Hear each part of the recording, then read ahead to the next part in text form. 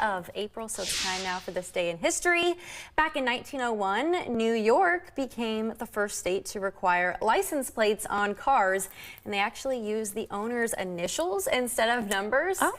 So mine would be DGB.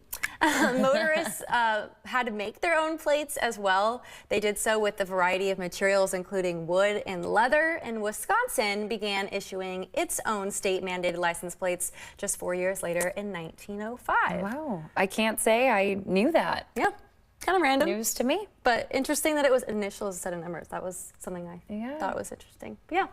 1954, scientists at Bell Laboratories unveiled the first modern solar cell using a silicon semiconductor to convert light into electricity. This was the first solar battery. It only converted 6% of the sunlight into useful energy. So at the time, many kind of wondered what it was good for, as it didn't convert a ton of that sunlight. But now our solar cells that are in calculators, all different types of things, satellites, they can convert 25% of the sunlight that hits them into energy. So it's become so popular now. I feel like anything you put out in your garden, all those little lights and everything. My remote for my TV is, you can charge it with a plug-in, but you can also, it has a little solar thing that you can charge it with. But cool. Yeah.